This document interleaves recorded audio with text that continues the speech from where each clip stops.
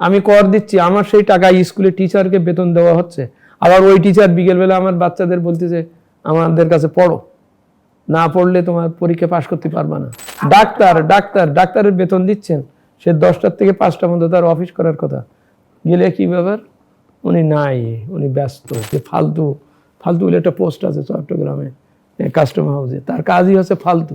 প্রকাশ্যে সিগারেট খাইলে 300 টাকা জরিমানা। এই পর্যন্ত ওই খাতে কোনো 300 টাকা জরিমানা কি কেউ জমা হয়েছে?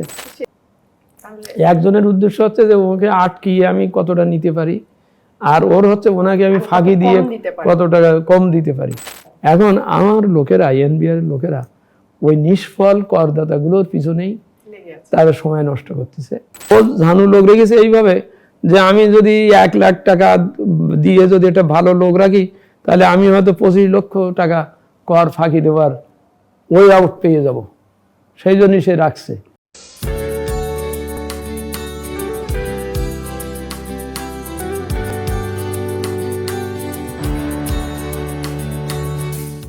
প্রিয় দর্শক, দৈনিক আমার বাংলার নিয়মিত আয়োজনে আমি শামীমা ঝুমুর আপনাদের সবাইকে জানাই স্বাগতম। আজ আমাদের স্টুডিওতে আমাদের মাঝে উপস্থিত আছেন জনাব ডক্টর মোহাম্মদ আব্দুল মজিদ, যিনি সাবেক সচিব এবং চেয়ারম্যান জাতীয় রাজস্ব বোর্ড এবং বর্তমানে চেয়ারম্যান হিসেবে আছেন SDF এর সাথে। আসসালামু আলাইকুম। ওয়ালাইকুম আসসালাম। যে আপনি সময় করে আমাদের স্টুডিওতে এসেছেন, এর জন্য আমরা সত্যি কৃতজ্ঞ। আমরা কিছু বিষয় নিয়ে আলোচনা করব, আশা করি যে আপনি আমাদেরকে কিছু ধারণা, কিছু তথ্য আমাদেরকে দিতে পারবেন। কর শিক্ষা, যেটা আমরা সাধারণ জনগণ কি করের বিষয়ে, যেমন আমিও পার্সোনালি হয়তো কর বিষয়টা আসলে একটা আমার ভিতরে একটা ধোঁয়াশা কাজ করে। আমি গ্রামের মানুষের কথা কি বলবো, তো আমারও খুব ভালো অভিজ্ঞতা। প্রথম অবস্থায় যখন আমি ইয়াং সময় আমি যখন করটা দিতে গেলাম, সেই সময় আমার অভিজ্ঞতাও ভালো ছিল না। তো আস্তে আস্তে আমি হয়তো এটা জেনেছি, নিজের থেকে জেনেছি। কিন্তু আপনি যে কর শিক্ষা যেটা বলছি, এটা কি আমাদের রাষ্ট্র সিস্টেম বা তারা কিভাবে কর শিক্ষাটা দেওয়ার আপনি মনে করছেন যে কিভাবে এই কর শিক্ষাটা সাধারণ জনগণকে দিলে সাধারণ জনগণ এই কর ভীতিটা থাকবে না, যে একটা আমাদের মধ্যে যে ভীতি কাজ করছে সেটা কোন পর্যায়ে আসলে এই করটা, মানে সেটা কি আমাদের এডুকেশন লেভেল থেকেই কি, যেমন ধরেন আমরা যারা সায়েন্সে পড়ে বা যারা আর্টসে পড়ছে, হয়তো তারা এই ব্যবসায়িক শিক্ষা বা এইগুলো তারা পড়ছে না, কিন্তু কোন শিক্ষায় যে একটা জেনারেলি সে একটা মানুষ তাকে কর শিক্ষাটা দেওয়া উচিত এবং সে উইলিংলি করটা দিবে, এই কর ভীতিটা কাজ করবে না। তো আমাদের এই সিস্টেম কর শিক্ষাটা আসলে কোন জায়গাটা আপনি মনে করছেন যে করা উচিত? খুব সুন্দর প্রশ্ন। জানি যে কর অফিসে যাওয়া, কর অফিসে ফিল আপ করতে গেলে অভিজ্ঞতা খারাপ হচ্ছে। করের অফিসারের কথা শুনলে, বা গ্রামে এমনও আছে করের অফিসার আসছে শুনলে দোকানপাট বন্ধ করে দিয়ে চলে যায়, মানে ভয় পায়। এই ভীতি কাটাবার জন্যেই আমি 2টো স্টেপ নিয়েছিলাম। শিক্ষার ব্যাপারটাও জড়িত এটাও। সেটা হচ্ছে আমি প্রতিটা উপজেলায় গেছি এবং আমার এই বড় বড় অফিসারদের নিয়ে গেছি, কমিশনার, ডেপুটি কমিশনার ইত্যাদি, ওদের নিয়ে গেছি। আগের থেকে ইউনোকে বলেছি যে আমরা অমুক দিন আসবো তোমার এখানে, সামিনা টানাবা, পাবলিক গ্যাদারিং দিবা, যারা ব্যবসায়ী আছে যারা আছে তাদেরকে ডাকবা, ডেকে আমি তাদের সামনে যেয়ে বলতাম যে আমার সব অফিসারদেরকে আপনার সামনে নিয়ে আসছি, চিনিয়ে রাখেন, হি ইজ দ্য করের অফিসার বা কর কমিশনার, চিনে রাখেন। আর অফিসারেরও বলেছি প্লিজ গো টু দি পিপুল, তোমার করদাতা যে যার কাছে তুমি কর নিবা তার কাছে যাও, সে তোমার অফিসে আসবে কেন, তুমি তার কাছে যাও। এই কনসেপ্টের থেকে আমি নিয়ে যেতাম। এবং ওই যে টিন খোলা একটা জটিল পরিস্থিতি, কত কিছু, আমি নিজে ফর্ম নিয়ে যেতাম, এই ব্ল্যাঙ্ক ফর্ম, সহজ ফর্ম দিয়ে বলতাম এটা ফিল আপ করেন এবং মাত্র 2000 টাকা দেন, আমি আপনাকে ওখানে একবারে আপনাকে একটা টিন নাম্বার দিয়ে দিলাম, আপনি করদাতা হয়ে গেলেন 2000 টাকা দিয়ে। এবং আমি একটা কার্ড বানিয়েছিলাম, আমার সিগনেচার আছে, এনবিআর চেয়ারম্যানের সিগনেচার আছে, সেখানে বলা আছে যে স্বতঃপ্রণোদিত করদাতা, কারণ উনি নিজের থেকে এসেছিলেন। সমাজবিরোধী করদাতা অমুক আপনাকে অভিনন্দন জানানো হলো ইত্যাদি। আমি বলছি যে এইটা আপনার কাছে থাকলে আপনি অন্তত শান্তিতে ঘুমাতে পারবেন যে আমি নিজে এই করদাতা হয়েছিলাম। আপনি আপনার নাতি নাতনিদের দেখাতে পারবেন যে দেখো আমি নিজে করদাতা হয়েছিলাম। আপনি এই কাগজ, একটা হ্যাঁ প্রণোদনামূলক একটা এটা প্রণোদনা বলে, আপনি এই কাগজ ওই স্টেশনে টিকিট কাটতে গেলেও আমি একটা গেজেট করিয়ে দিয়েছিলাম যে যারা করদাতা তারা এইসব ফ্যাসিলিটিগুলো পাবে। যেমন স্টেশনে কিছু কাটতে গেলে আমি একজন করদাতা, সে একটা প্রায়োরিটি, সে তার মনের একটা আলাদা, ওই যে আমি রাষ্ট্রকে কর দেই বা আমি করদাতা হয়েছি, এটা একটা করেছিলাম। এবং ওই বছরই আমি ব্যক্তি কর দেওয়ার নির্দেশিকা, কোম্পানি এর নির্দেশিকা, কারণ আমাদের সময় যিনি চিফ অ্যাডভাইজার ছিলেন ডক্টর ফখরুদ্দিন আহমেদ সাহেব, উনি আমাকে খুব খুব কাছের থেকে আমরা এই করতাম। উনি বলছেন মজিব একটা সিস্টেম করতে চাই, আগামী বছর আমার আর আমার ওয়াইফ আপনার ভাবি আমরা নিজেরাই ফর্ম ফিল আপ করা শিখতে চাই। হ্যাঁ, ফর্ম ফিল আপ করা শিখতে চাই, আমি ওই উকিলের কাছে যাবো না বা ওর অফিসে যাব না, আমি নিজে শিখতে চাই। কী করবেন? তারপরে আমি অনেক সব চারিদিকে সব ঘেটে ঘুটে একটা বই বানালাম, কর ফর্ম নির্দেশিকা নিয়ে পূরণ করার নির্দেশিকা। তাতে একবারে ক্যাটেগরিক্যালি 1 নম্বর দাগ, কি লিখতে হবে, কোথা থেকে কোন তথ্য দিতে হবে, কেন দিতে হবে, কি ব্যাপারে দিতে হবে, দিয়ে আমি রীতিমতো এত কয়েকটা পেজের একটা বই, ওখানে একটা ফর্ম দিয়ে, তারপরে ওই যে মনে আছে আমরা যখন স্কুলে পড়তাম অঙ্ক বইয়ে একটা এক্সারসাইজ দেওয়ার আগে 4-5টা উদাহরণ দেওয়া থাকতো না, এই দিত যে করিম মিয়া ছেলে এত তাই ইত্যাদি, একটা অঙ্কটা কষি দেওয়া হতো।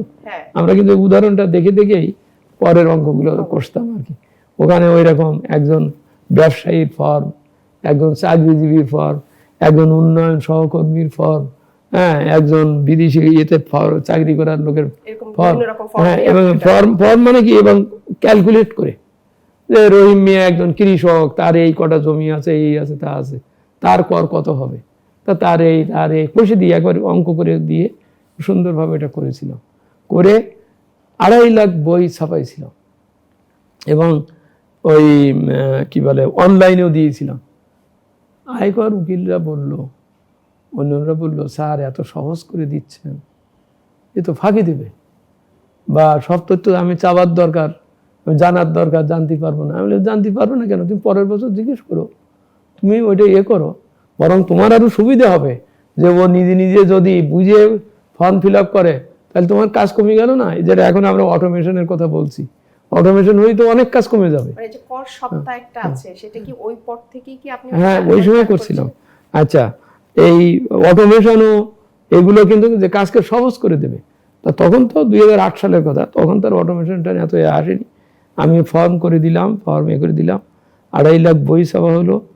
কিন্তু দুঃখের বিষয় 2008-9-এর কয়েক মাস থাকার পরে আমি বদলি হয়ে গেলাম বা হয়ে গেলাম। তারপরে আর ওই বইয়ের আর খবর আর পাইলাম না। ওরা এটা ফিল আপ করতে চাচ্ছে না, দিতে চাচ্ছে না। পরে আমি বাইরে থেকে নানানভাবে সমালোচনা করে করে এখন ওইটা অনলাইনে একটা দেশে যেমন এখন একটা ফর্ম বানাইছে ইত্যাদি ইত্যাদি। অর্থাৎ ওকে আমার এই শিক্ষাটা দিতে হবে কিভাবে ফর্ম ফিল আপ করতে হয়, কোন তথ্য কি বিষয়। যারা হচ্ছে একটু আমরা কজন আর শিক্ষিত বা শহরের যারা আমরা জানি, আমাদের বেশি অনেক করদাতাই আছেন যারা হচ্ছে হয়তো শিক্ষা তাদের অত বেশি নেই, তাদের জন্য তাহলে কিভাবে চিন্তা? তাদের না, 3টা কাজ আমরা করেছিলাম। একটা হচ্ছে ওই যে বই তৈরি করে দিলাম সহজভাবে, নিজে যাইয়ে ফর্ম দিয়ে স্বর্ণপরিণত প্রায় 90,000 না 2,90,000 লোকের আমি কিন্তু করদাতা বানাইছিলাম। তাদের একটারও ফাইল নাই, ওরা মেনটেন করে নাই।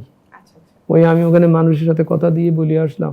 আমি এমনকি এটাও বললাম 3 বছর আমার কোনো লোক আপনাকে প্রশ্ন করবে না, আপনি ফিল আপ করতে থাকবেন। কারণ ফিল আপ করতে গেলেই ও বুঝতে পারবে গত বছর যেটা লিখিনি সেটা তো আমার এখানে লিখতে হবে, কারণ না লিখলে ওইটা আমার অবৈধ হয়ে যাবে, তারপরে হয়ে যাবে। ও নিজের থেকে সেলফ এডুকেটেড হোক। এটা একটা করেছিলাম। দ্বিতীয় করেছিলাম কর মেলার আয়োজন করেছিলাম। কর মেলাটাও ওই ইয়েতে কি বলে সেনবাগের উপজেলার একজন বৃদ্ধ ভদ্রলোক, আমি যখন ওই প্রোগ্রাম করতে গেছি, তিনি উঠে দাঁড়িয়ে বললেন, স্যার আপনার পক্ষে বা আপনার লোকের পক্ষে এরকম তো বারবার এসে এই কথা শিক্ষা দেওয়া বা বলা এটা কঠিন হবে, অফিসেই হবে, বা এখানে একটা অফিস খোলাও সম্ভব না আপনার জন্য। একটা উপজেলায় কয়টা করদাতা থাকে, এই জন্য একটা অফিস খুলবেন না। আপনি এক কাজ করেন, আপনি কর মেলার আয়োজন করেন। খেয়াল করেন, গ্রামের একজন বৃদ্ধ ব্যক্তির কাছ থেকে আইডিয়াটা আমি পেলাম। কর মেলার আয়োজন করেন সেটা কিরকম, যেমন আমাদের এখানে ধরেন সেনবাগে আপনি 24শে সেপ্টেম্বর 1 মাস বা 2 মাস আগে জারি করে দিলেন, ইউএনওকে জানিয়ে দিলেন যে আমরা সবাই আসবো ইত্যাদি ইত্যাদি। ওই দিন আপনি আসলেন, সামিয়ানা টানানো থাকলো, ফর্ম টর্ম সব নিয়ে আসলেন, ক্যালকুলেটর নিয়ে আসলেন, সব কিছু বললেন যে ঠিক আছে এই উপজেলায় যারা কর দেওয়ার মতন হয়েছেন বা দিতে চান আসেন। ওই আপনি অফিসার বেশিক্ষণ নিয়ে আসবেন, ওই ইভেন্ট প্রয়োজন হলে স্কুলের থেকে ছাত্রছাত্রীদেরকে ওখানে লাগাবেন, ওরা ফিল আপ করে দেবে, শিখাই দেবে কিভাবে করবে, ফিল আপ করে দেখিয়ে শুনিয়ে দিয়ে কাগজপত্র নিয়ে হিসাব করে দিয়ে বলবেন আপনার 585 টাকা কর হয়েছে। ওই যে ব্যাংক আছে, ওখানেই ব্যাংক আছে, হ্যাঁ ব্যাংকে ওখানে জমা দিয়ে রিসিপ্টটা নিয়ে আসেন। মানে একদম সাথে সাথে একটা উৎসব মুখর পরিবেশে মেলা তো মেলা।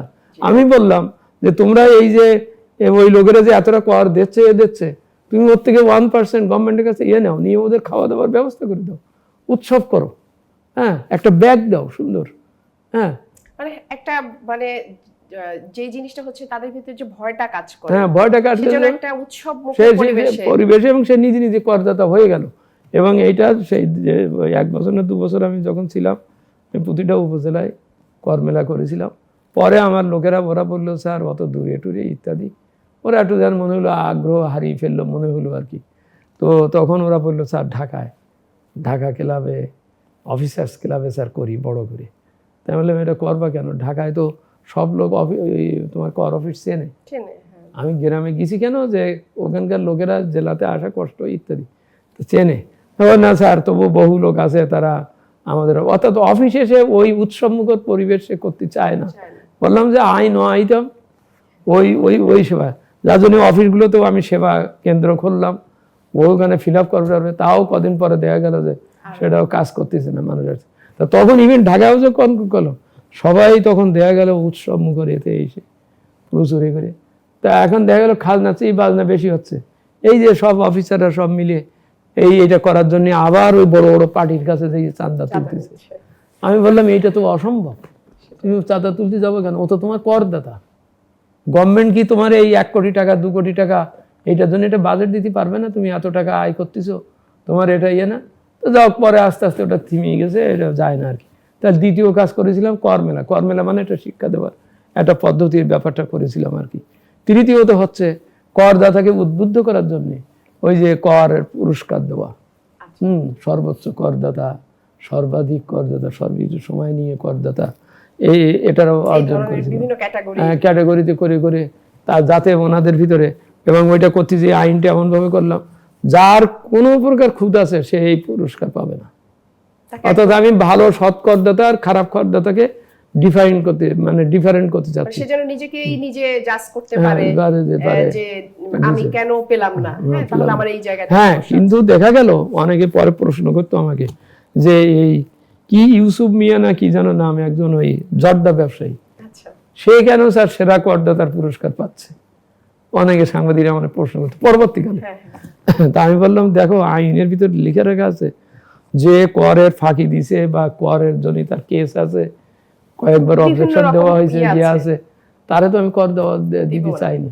ওই ইউসুফ মিয়া ও জর্দা ব্যবসায়ী কিন্তু একটা পয়সা কোনদিন ফাঁকি দেয়নি, নিজের থেকে সে দেশে, সেই জন্য সে পুরস্কার পেয়ে গেছে।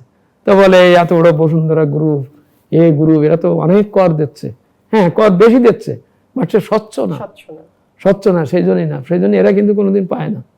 পরে ওইটাকে আমার পরবর্তীকালে আমার ওই স্যার মুহিত স্যার বললো দেখো এটা একটু খারাপ দেখাচ্ছে। পরে উনি এটা কর বাহাদুর নামে একটা পুরস্কারের আয়োজন করেছিলেন, কর বাহাদুর। হ্যাঁ কারণ ওটা ব্রিটিশ আমল থেকে না, খান বাহাদুর ওইটার থেকে কর বাহাদুর। তখন উনি বললেন যে একটা পরিবার 4-5টা মেয়ে, হ্যাঁ ছেলে, ওরা সবাই কর দিচ্ছে, মোটামুটি ভালো দিচ্ছে, ক্লিন একটু থাকতে হবে কারোর দোষ না থাকলে আর কি। তা আমি এই পরিবারকে কর বাহাদুর পরিবার উপাধি দিলাম বা একজন ব্যক্তিকে দিলাম, এটা ঠিক আছে। কিন্তু দেখা যাচ্ছে ওই লোকও খুঁজে পাওয়া যাচ্ছে না, কারণ তার কোনো না কোনো জায়গায় ঝামেলা আছে, বা একবার দিলে আর দিতে চাইনি বা করি না। তো সুতরাং এটা দুই পক্ষকে এগিয়ে আসতে হবে, করদাতার সাথে ভালো সম্মানজনক দিতে হবে, তার কাজকে সহজ করে দিতে হবে। এই যেমন অনলাইন যদি হয় বা করা যায়, করতেই আছে এগুলো আর কি। কিন্তু এইসব অনলাইন ট্রেন করতে যে দেরি করা হচ্ছে ওই জন্যই, যে সংস্কার সবাই চায় না। চায় না। যে আপনি এই যে অনলাইনের কথাই বললেন, এই থেকেই প্রশ্নটা আসলে মাথায় আসলো, সেটা হচ্ছে যে কাস্টমসের সার্ভারে দীর্ঘদিন সমস্যা, সবসময় সার্ভার ডাউন। এই বিষয়ে আপনি কি বলেন যে এটা কিভাবে এটা সমাধান সম্ভব? সমাধান আমি এটাই বলি, এই কাস্টমসের সার্ভার এবং এ করাটা সেটাও আমাদের সময় 2008 সালে ডাটা সফট নামে একটা কোম্পানি দিয়ে চিটাগাংয়ে আমি সার্ভার বসাইছিলাম, বলেওছিলাম যে করদাতারা কি বলে আমদানিকারক রপ্তানিকারকরা এইটা থ্রুদের সাহায্য নিয়ে করবে।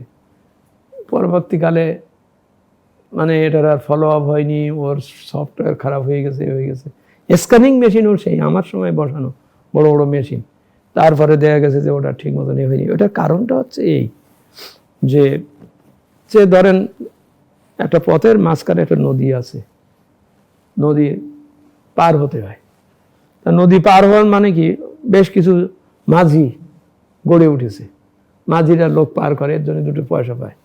আচ্ছা, এই পারের লোকেরা এসে ওই মাঝি পেয়ে যেতে যেতে এখানে একটা পানের দোকান, বিস্কিটের দোকান, এর দোকান বসছে, সেখানে একটু বসে, এখানেও একটু কিছু খাওয়া দাওয়া হয়, কিছু বিক্রি হয়, ওই হয়। এখন হঠাৎ করে শোনা গেল যে এই নদীর উপরে একটা ব্রিজ হবে, ব্রিজ হবে। ব্রিজ হতে গেলেই প্রথমে মাথায় হাত দিল আশেপাশের দোকান, আশেপাশের দোকান আর ওই মাঝিরা, যে ব্রিজ হয়ে গেলে তো আর কেউ এই এতে নৌকায় পার হবে না। আমি যে বেল্টের আমি জানি, আমি এটাই আমার পেশা, আমি এইভাবে এখানে বড় হয়েছি, আমি এইভাবে যোগ করতেছি। হ্যাঁ, তার ব্যবসার ক্ষতি একটা ব্রিজ। মাঝখানে যখন ওই নিয়ে গেল কি বলে ফেরি নিয়ে গেল, তখনও মন খারাপ যে ফেরিটি পার হয়ে যাচ্ছে। তারা ঠিক আছে, তারপরে এখন তো ব্রিজ হওয়াতে ওই দোকানদার ফেরিতে তো ফেরি আসতেছে, আরেকটা ফেরি আসতেছে, দুই ধারের দোকানদাররা কিছু কিছু কিছু পয়সা পাইতো। এখন তো এসে সোজা কেউ আর থামে না, চলে যায়। এটাই হচ্ছে সংস্কারের প্রতি যেটা নেগেটিভ একটা ও দেখে ওর স্বার্থের বিষয়।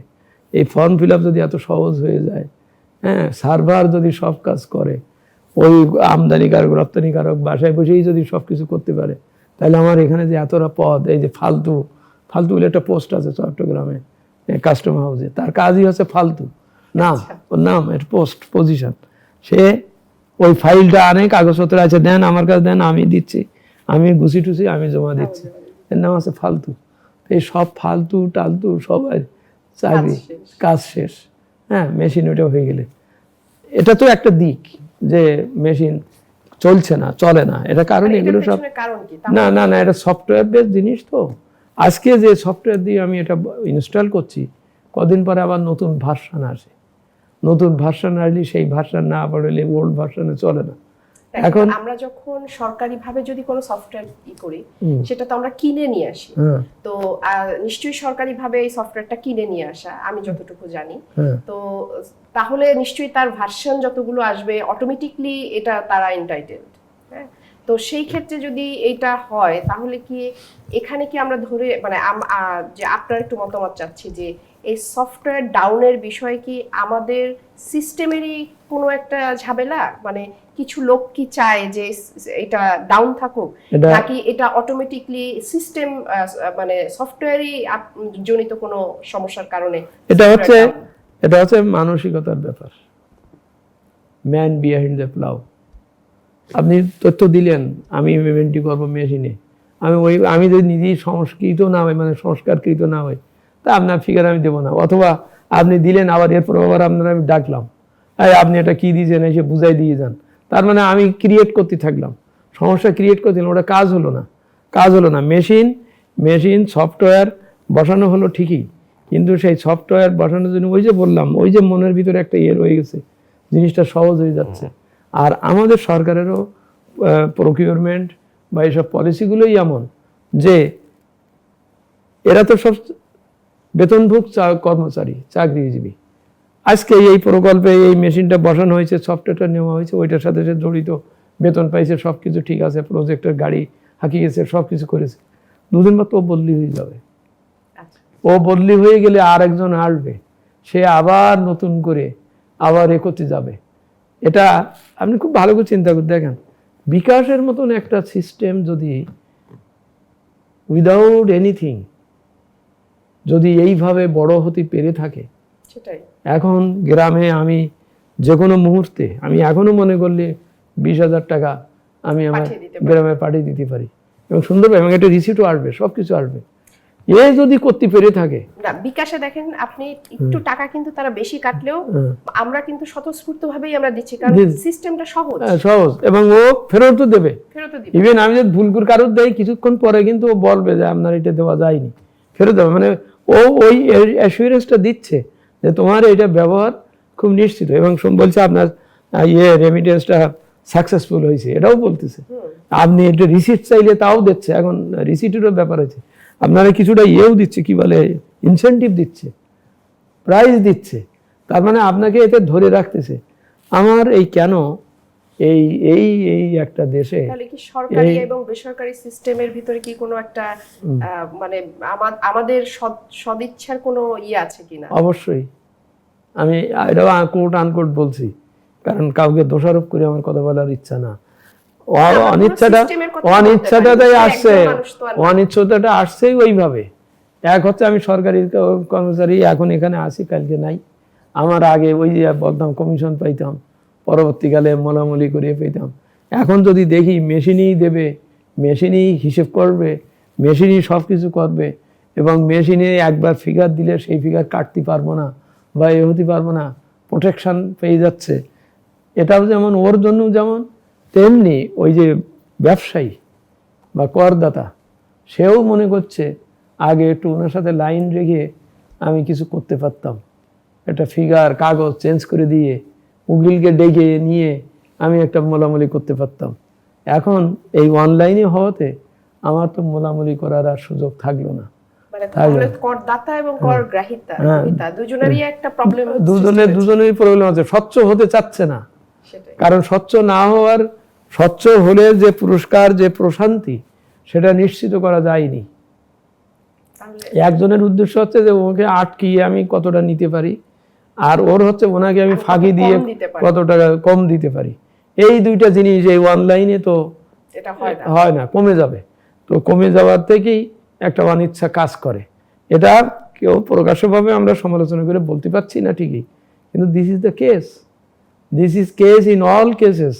যেখানে সংস্কার বা সংস্কারের কথা বলা হচ্ছে, সংস্কার যাচ্ছে, এখানে কিন্তু স্বার্থবাদিতাটা এটা প্রধান হয়ে যাচ্ছে।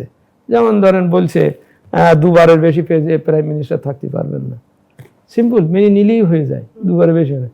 কিন্তু কেউ কেউ মনে করছে আমি 3বার যদি থাকতে পারতাম বা আমার একটা হতো, সে কিন্তু হয়তো মুখে মুখে বলতেছে ঠিক আছে মেনে নিলাম, কিন্তু ও যখন যাবে তখন কিন্তু আর মানবে না। যেটা আমরা 1991 সালের সংস্কারের ব্যাপারে দেখছি, 2005 সালে, 2008 সালে, 9 সালে সংস্কারের ভিতরে দেখেছি যে বলে বলে ভালো ভালো কথা বলে, ওই যে ইশতেহারে ভালো ভালো কথা বলে, সম্পদের বিবরণী রাখবো, রাখবো, সব কথা বলে রেখে এসে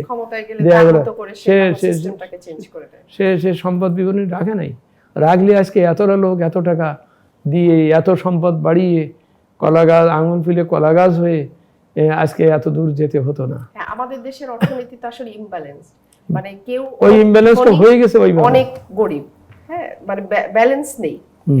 তো সেই ক্ষেত্রে যদি আপনি একটু আগে বললেন যে করদাতার ভিতরেও যে একটা অনিশ্চয়তা কাজ করে, তো এটার পিছনে আরেকটা কারণ কি না, যে আমরা প্রতিদিন যেভাবে দেখছি যে বর্তমান পরিস্থিতিতেও যেইভাবে সবার উপরে বিভিন্ন বিষয়ে কর আরোপটা হচ্ছে, এত বেশি কর আরোপের ফলে কি তারা নিরুৎসাহিত হচ্ছে না? আপনার কি মনে হয়? অবশ্যই কর আরোপের উপর নিরুৎসাহিত হওয়ার একটা প্রথম এবং প্রধান কারণ যে আমি রাষ্ট্রকে কর দিলাম কিন্তু আমি তো সার্ভিস পেলাম না, আমি নিরুৎসাহিত বোধ করছি। আমি কর দিচ্ছি, আমার সেই টাকা স্কুলে টিচারকে বেতন দেওয়া হচ্ছে, আবার ওই টিচার বিকেলবেলা আমার বাচ্চাদের বলতেছে আমাদের কাছে পড়ো, না পড়লে তোমার পরীক্ষা পাশ করতে পারবা না। ও কেন বলছে? আমরা কেউ কি ওই রকম ভাবে পড়াশোনা করে উঠে আসি নাই? নিজেরা ক্লাসে টিচার যা পড়াইছে আমার কেন আবার আলাদা করে আমার খরচ করতে হচ্ছে? আমাকে 945 টাকার ওই ফ্রি বই দেওয়া হচ্ছে, যে ফ্রি, আমার শিক্ষার জন্য খুব ফ্রি, ধনীরও দিচ্ছে গরিবেরও দিচ্ছে।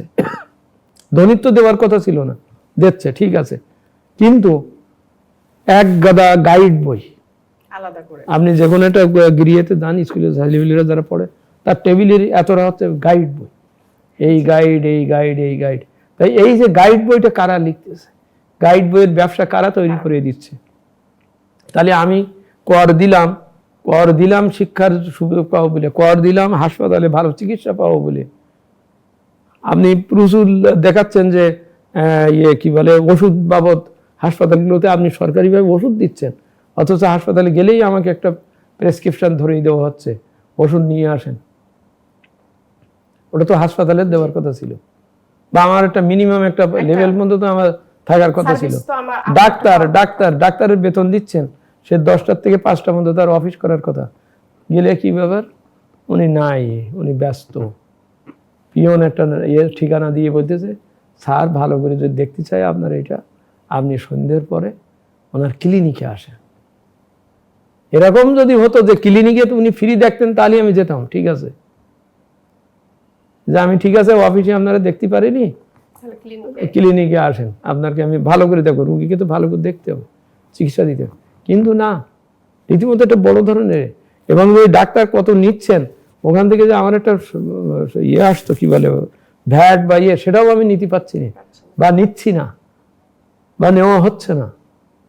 আমাদের এই প্রসঙ্গ করে বলি, আমরা প্রায় বলছি কর জিডিপি রেশিও কম, হ্যাঁ 7-8, মানে এইসব অঞ্চলের ভিতরে সবচেয়ে কম। কারণটা কি? কর জিডিপি রেশিও 7-8 বলা মানে হচ্ছে যে এই অর্থনীতিতে জিডিপি আছে, কিন্তু কর যা দেওয়া হয় তার পরিমাণ কম, ফাঁকি দেওয়া হচ্ছে।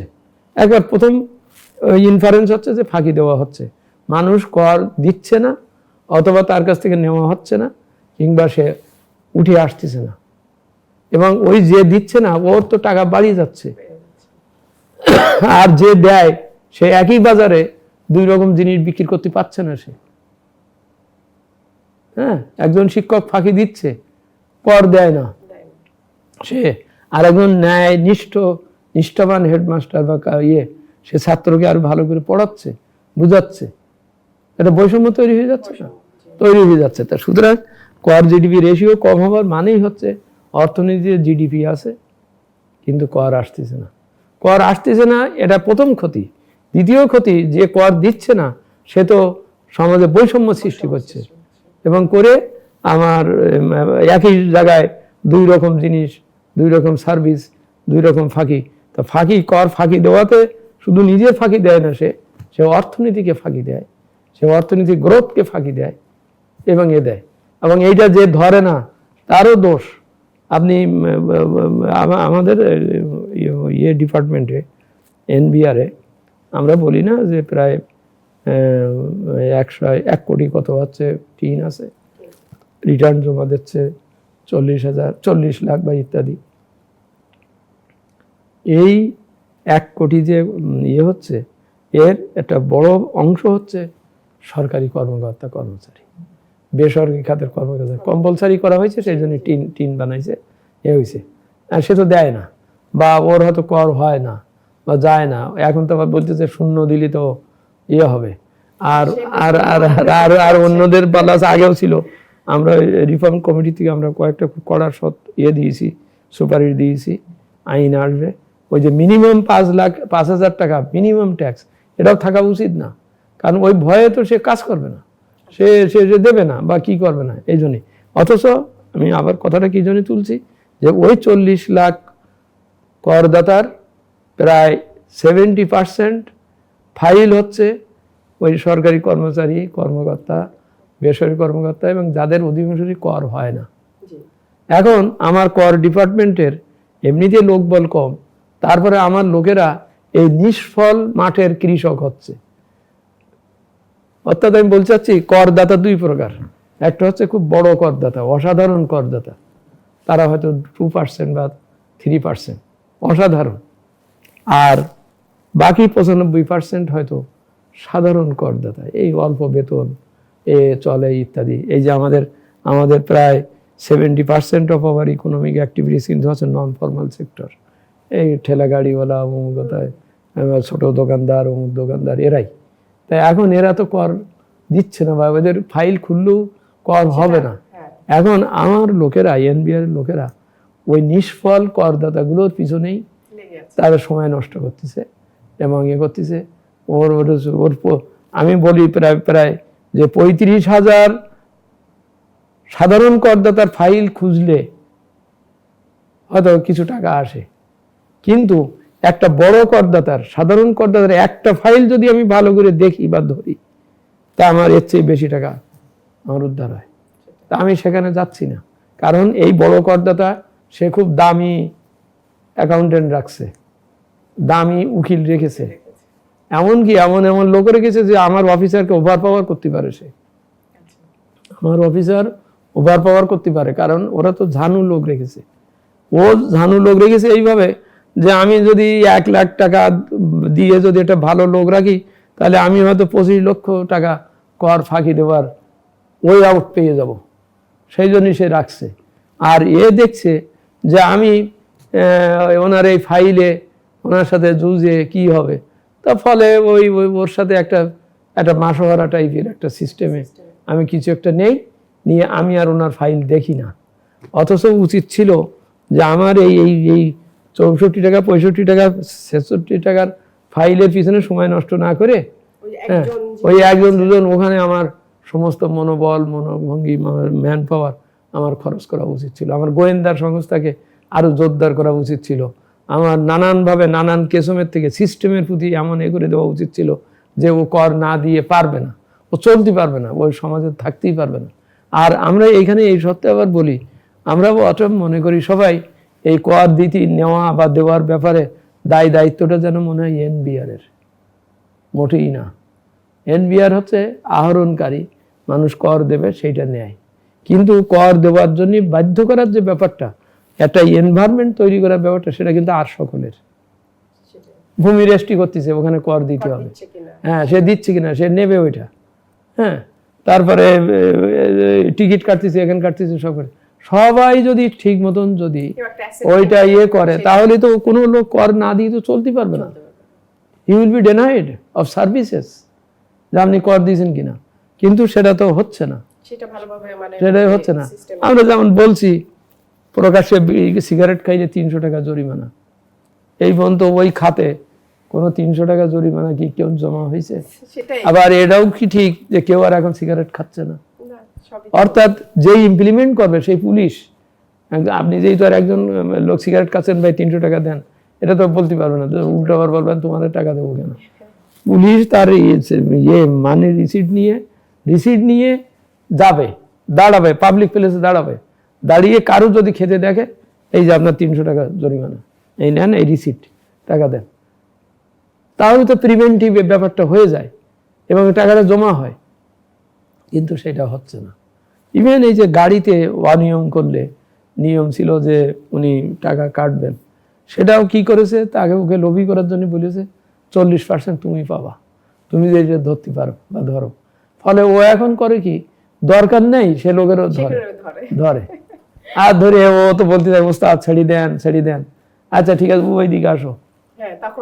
এমনও করে ওই দূরের একটা দোকান আছে, ওখানে দিয়ে যাওয়া, আমি এখান থেকে নিলে যদি আবার সিসি ক্যামেরায় ধরে কি করে, মানে পথ একটা বের করবে, যতই সিস্টেম স্ট্রং করা হোক, সেখান থেকে একটা পথ বের করবে আর কি।